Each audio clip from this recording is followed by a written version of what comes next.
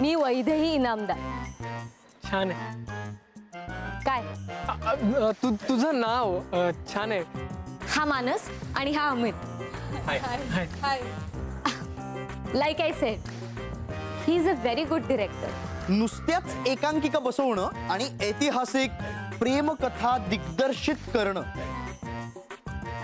दस a difference. Okay, फरक आहे. Get that? माझी एकांकिका लव्ह स्टोरी, म्हणजे या जमान्यातली एकांकिका. अगदी खऱ्या आयुष्यात जगतोय असं वाटेल अशी आपलीच प्रेम कहाणी. समीर,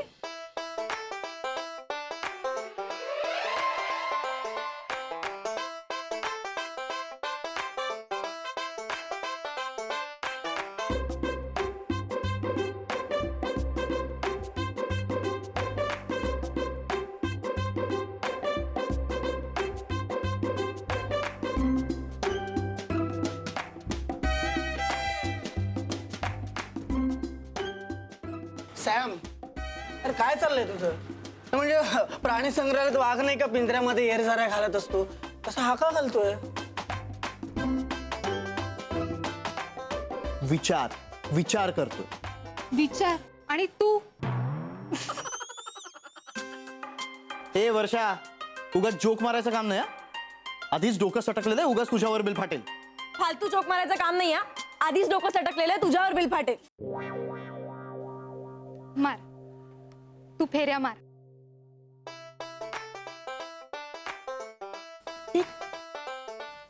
हा कोण कुठला मानव? मानस, मानस नाव आहे त्याचं. मानव, मानस, मान कॉमन आहे ना? आहे ना कॉमन.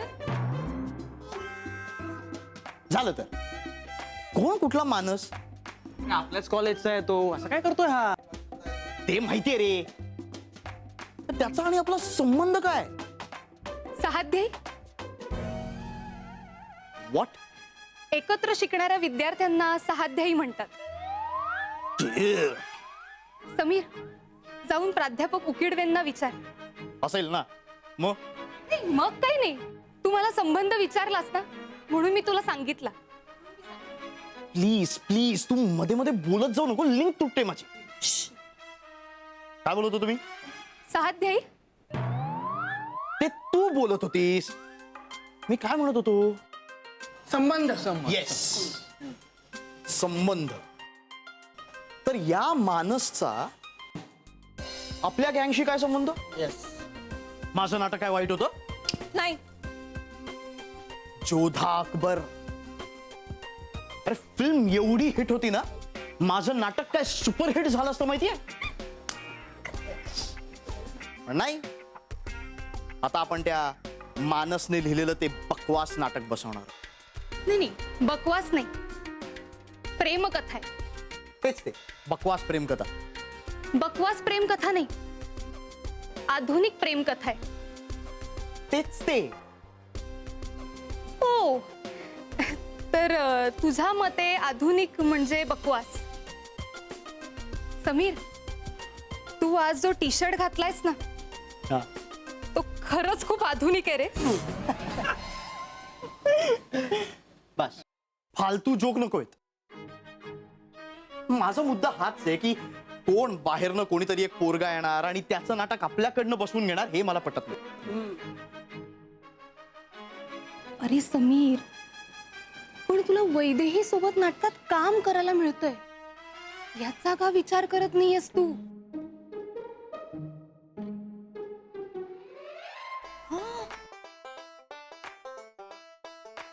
तू हिरो, ती heroine.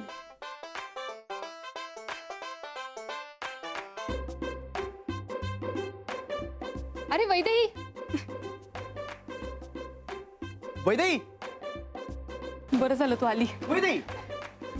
An apple a day keeps the doctor away. आजचा खाऊन आले. माझं राहिलंय. काय म्हणत होतास? काय नाही, नाटकाबद्दलच बोलत होतो. हो. अच्छा. काय बोलत होतास नाटकाबद्दल? अगं हेच की काय कशी असेल स्क्रिप्ट, काय काय पात्र असतील, यु नो याच्याबद्दल बोलत होतो. पण काय आपले लेखक दिग्दर्शक साहेब आले नाहीत ना अजून. नाही म्हणजे कुठं आहे मानस, कुठं आहे?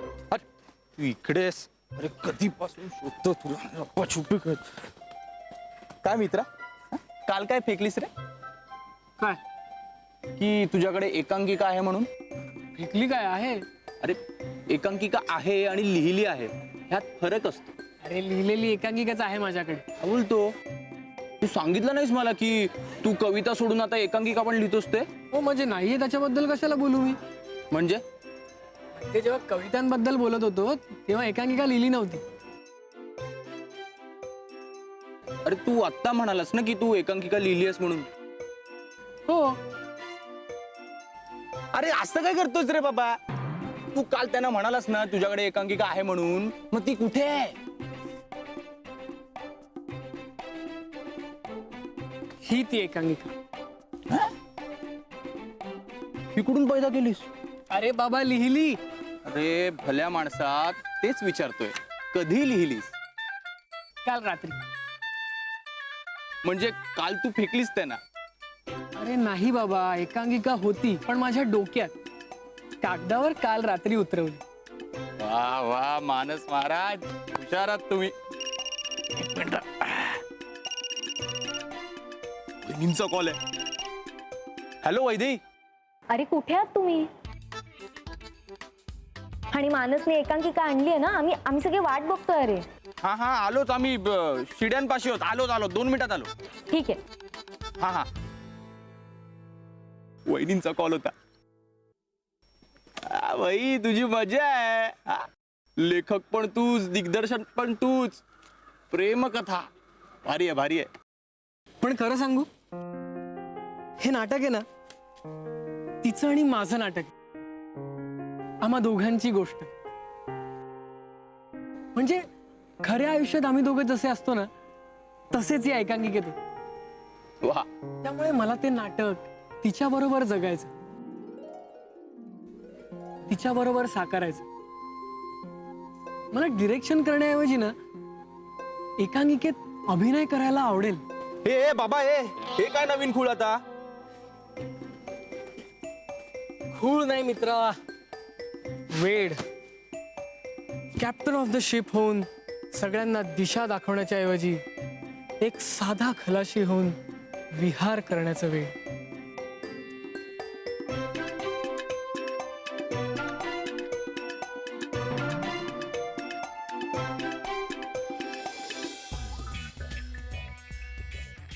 दादा, तुला एक गंमत सांगू? तू काही म्हणालास तर ती आम्हाला गंमतच वाटते, त्यामुळे तू फक्त सांग.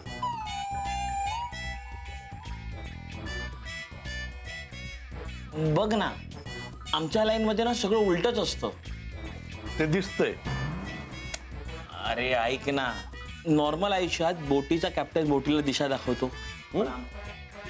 पण आमच्या लाईनीत सिनेमाला दिशा दाखवणारा दिग्दर्शक नाही तर नट, स्टार सिनेमाचा कॅप्टन असतो. अरे लोक हिरोला बघायला येतात, दिग्दर्शकाला नाही. आता हाच फेस बघ ना, या चेहऱ्यामागे कोणी दिग्दर्शक असला काय नसला काय, काय फरक पडतो? आज या चेहऱ्याची किंमत करोडो रुपये आहे. अरे शाहरुख, ऋतिक, अक्षय, सल्लू, मी, we are the captains, we are the stars. दादा बघ, जरा बघ, या चेहऱ्याकडे बघ, या ताऱ्याकडे बघ. नंदिनींनी तुला चक्कीवरून पिठाचा डबा आणायला सांगितला होता, आणलास? मग ती यायच्या आत घेऊन ये, नाही तर रात्री जेवण मिळणार नाही आणि पोटात तारे उगवतील. आकाशातल्या पिठूर चांदण्यात अनेक तारे उगवतात, येतात जातात. पण माझ्या आयुष्यात तुझ्या प्रेमाचे स्थान त्या ध्रुव ताऱ्यासारखे अढळ आणि अविरत आहे.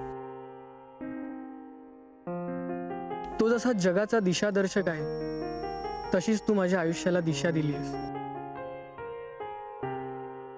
आता मी फक्त चालतोय तू दाखवलेल्या चांदण्याच्या वाटेवर, जिथे आहे तुझा शीतल सहवास, चंदेरी हसू, तुझा अलवार स्पर्श,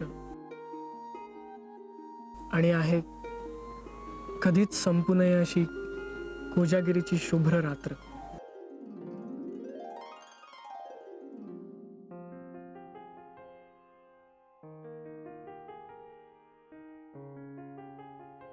काय भाऊ, रात्र संपणार का कधी?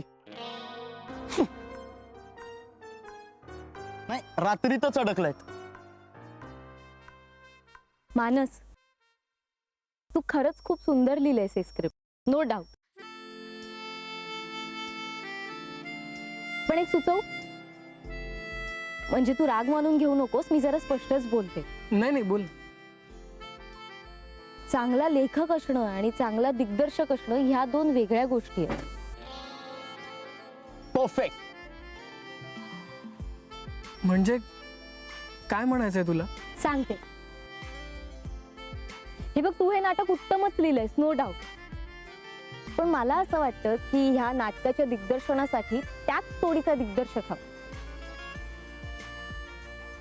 आणि मला तो स्पार्क आहे ना, तो स्पार्क समीर मध्ये दिसतोय. मला असं वाटतं की त्याचा अनुभव ह्या सेन्सिटिव्ह विषयाला सादर करायला जास्त परफेक्ट आहे असं मला वाटतं. It's perfect, it's apt.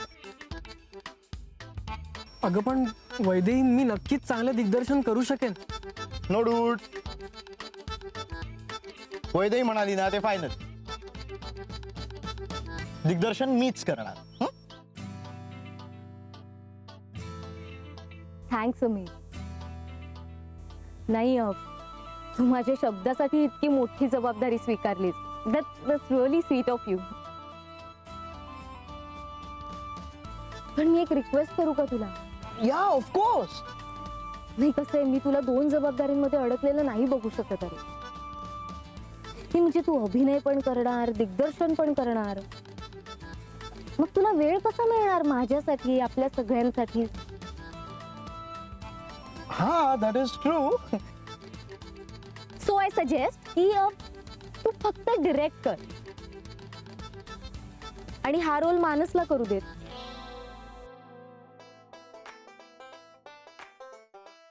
नाही, ते कसं शक्य आहे?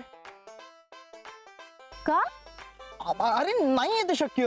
आय मीन, याने काय, मानसने कधी काय अभिनय वगैरे केलाय का? काय रे, तू काय कधी ऍक्टिंग वगैरे केलेली आहेस? नाही. नाही. सी, इतकंच ना. आपण एक काम करू, उद्या आपण मानसची ऑडिशन घेऊ. त्यात समजा तो पास झाला तर आपण त्याला अभिनय करायला देऊ, नाही तर नाही. चालेल ना मानस? हो, मी तयार आहे परीक्षेला. नाही, कसं आहे साहेब, परीक्षेला आम्ही केव्हाही तयार असतो. आपण परीक्षेला आव्हान समजतो का अवलोकन, त्यावर बऱ्याच गोष्टी अवलंबून असतात. आव्हान समजलो तर आपण सगळे दोष झाकायचा प्रयत्न करतो, आणि अवलोकन समजलो तर आपण सगळे गुण उलगडून दाखवतो. तसं आहे. तुम्ही कधीही माणसं पाठवा सर्वे करता, आणि सर्वे झाला की मग ऑर्डर कन्फर्म करा, काही हरकत नाही. Okay, thank you.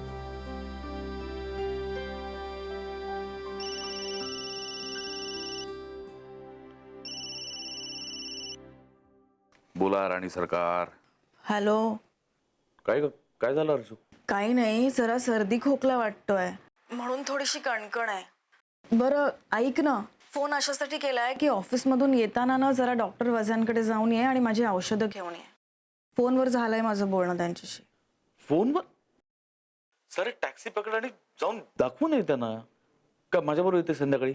अनिल, अरे आपल्याला किती वर्ष ओळखतायत ते तर म्हणाले की फक्त फोनवर बोलूनही मी तुझी पल्स आणि बीपी सांगू शकतो. जा ना.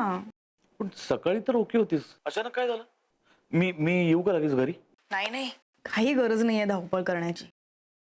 मी एक काम करते, पुढच्या वेळी ना तापाला सांगते की आधी अनिल सरांना तुम्ही एक मेल पाठवा मग त्यांची अपॉइंटमेंट घ्या आणि परवानगी घ्या आणि मगच या. या अवस्थेत तुला जोक सुचताय? हे बघ, आता फोन ठेवला की लगेच गरम पाण्याची वाफ घेते, डोक्याला आणि मानेला बाम चोळते, गार पाणी न पिता गरम पाणी पिते, एक पॅरासिटामॉल घेते आणि मग पंखा आणि एसी बंद करून 2 पांघरुणं घेऊन मस्त गाढ झोपते. किचनचं तोंडही बघणार नाही. अजून काही राहिलंय का रे लिस्ट मधलं? नाही, काही नाही मॅडम. मी आणि ताप दोघही तुझ्या समोर हार मानतो. शे, हरलो यार आपण. हा समीरनं सगळी घाण करणार बघ. म्हणजे अरे म्हणजे त्याला काय गरज होती तुला ऍक्टिंग येते की नाही हे विचारायची? नाही नाही, बरोबर आहे ना. अरे तो डिरेक्टर आहे. आता मी त्याच्या जागी असतो तर मी पण त्याला विचारलं असतं ना की बाबा तुला ऍक्टिंग येते ना, म्हणजे नाटकाच्या चांगल्यासाठी. बरोबर आहे. अरे बरं, ते मान्य केलं. अरे पण मेन प्रॉब्लेम उरतोच आहे ना. कुठला प्रॉब्लेम? भाई तू वेळ कसा देणार? पाठांतर कधी करणार? हे बघ अमित, हे जे नाटक आहे ना ते मी दोघांसाठीच लिहिलंय. ते आमचं नाटक आहे, त्याच्यामुळे मला काही पाठांतर करण्याची गरजच नाहीये. हा म्हणजे जर का मी ते केलं ना तर ते जे डायलॉग्स आहेत ना ते माझ्या मनातून आपोआप येतील. म्हणजे बघ, तो जो त्या कथेतला नायक आहे ना तो आणि मी मानस, या दोघांमध्ये काही फरकच नाहीये. हो हो, त्यामुळे मी जे बोलेन ना ते असं मनापासून असेल, एकदम असं दिलसे असेल. ताई रे, ताई ताई ताई ताई, काय आहे? काय भूक बीक काय लागली नाही का? अगं चल जेवायला चल. हो हो, ऐका ना, हा. मी ना ऍक्च्युली तुमच्याकडेच येणार होते. मला तुम्हाला काहीतरी विचारायचं होतं. काय विचारायचंय? ध्रुवतारा म्हणजे काय? ध्रुव तारा. तुम्ही इंग्रजी माध्यमातून शिकलेली मुली, तुम्हाला ना चांगल्या चांगल्या गोष्टी ऐकायला मिळत नाही. निंदाजुबा गोष्ट. अरे हो, गोष्ट. हा, लवकर ध्रुव सांगा. तारा. सांगतो ना. हा, बैस.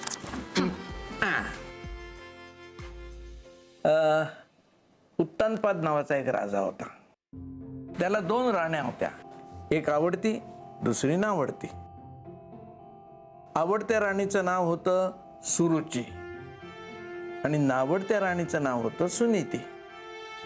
दोघींनाही एक एक मुलगा होता. सुरुचीच्या मुलाचं नाव होतं उत्तम आणि सुनीतीच्या मुलाचं नाव होतं ध्रुव. एकदा हे दोघे राजाच्या मांडीवर एक दिवस बसले होते खेळत. आवडत्या राणीचं नाव होतं सुरुची आणि नावडत्या राणीचं नाव होतं सुनीती. दोघींनाही एक एक मुलगा होता. सुरुचीच्या मुलाचं नाव होतं उत्तम आणि सुनीतीच्या मुलाचं नाव होतं ध्रुव. एकदा हे दोघे राजाच्या मांडीवर एक दिवस बसले होते खेळत.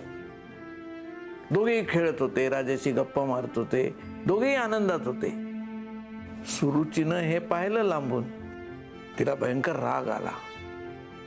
तिच्या मनात विचार आला की हा ध्रुव आपल्या मुलाच्या बरोबरीनं राजाच्या मांडीवर बसलाय आणि गप्पा गोष्टी करतोय. तिला राग आला, संतापली, चिडली, थैथयाट केला. तरा धावत राजाजवळ आली, खासकन ध्रुवाचा हात धरला आणि त्याला खेचून मांडीवरून ढकलून दिलं. सुनीतीने हे सगळं बघितलं. तिला खूप वाईट वाटलं, पण करणार काय? ती नावडती राणी, त्यामुळे ती काहीच बोलू शकत नव्हती. ध्रुवानं त्यालाही वाईट वाटलं, पण त्यानं मनात निश्चय केला की आपण अशी जागा मिळवायची की जिथून आपल्याला कोणीही उठ म्हणणार नाही. त्याने ठरवलं आपण परमेश्वराला प्रसन्न करून घ्यायचं. जंगलात जायचं, तपश्चर्या करायची. सगळ्या लोकांनी त्याला सांगितलं, अरे नको जंगलात जाऊ बाबा, श्वापद असतात जंगली, वाघ, शिव, साप, अमुक तमुक सगळे, आणि तू कसं काय तिथे टिकणार? पण त्याचा निश्चय ठाम होता की आपण तपश्चर्या करायचीच. झालं, त्याने जायचं ठरवलं. जंगलात गेला, एका पायावर उभा राहिला आणि तपश्चर्येला सुरुवात केली. तपश्चर्येला सुरुवात केली. आता जंगलात जायचं म्हणजे ती सगळी जंगली स्वापद, ऊन, पाऊस, वारा या कशालाच दाद न देता त्याला तोंड देत तो ठाम उभा राहिला आणि त्याने तपश्चर्या आपली पूर्ण केली. परमेश्वर प्रसन्न झाला आणि म्हणाला, बाळा ध्रुवा, तू कशा करता एवढी कठोर तपश्चर्या करतोयस? तुला काय हवंय? ध्रुव म्हणाला, देवा देवा, मला दुसरं काहीही नको आहे, पण मला फक्त अशी एक जागा द्या की जिथं मी बसलो तर मला कोणीही उठ म्हणणार नाही. ध्रुव म्हणाला, देवा देवा, मला दुसरं काहीही नको आहे, पण मला फक्त अशी एक जागा द्या की जिथं मी बसलो तर मला कोणीही उठ म्हणणार नाही. म्हणून आपल्यात असं म्हणतात, ऐसी जगह बैठो जहां से कोई ना बोले उठ, और ऐसी बात करो जो कोई ना बोले झूठ. आणि म्हणून त्याच्या निश्चयाचे बळ, तुका म्हणे त्याची फळं, त्याला मिळालं. त्याला अढळ जागा मिळाली. आकाशात पाहिलं तर इतर सगळ्या ग्रहांची स्थानं, सगळ्या ताऱ्यांची स्थानं बदललेली दिसतात, पण ध्रुव हा अढळ तारा आहे, त्याचं स्थान कधीच बदलत नाही. अशी ही ध्रुव ताऱ्याची गोष्ट आहे. खूप मस्त गोष्ट आहे आणि तुम्ही सुद्धा ती खूप छान सांगितली. थँक्यू. पण विंदाजोबा, मला एक सांगा, आपल्या आयुष्यात जी गोष्ट किंवा व्यक्ती अढळ किंवा कायमस्वरूपी आहे, तिला आपण आपल्या आयुष्यातील ध्रुवतारा म्हणू शकतो का? हो, नक्कीच म्हणू शकतो.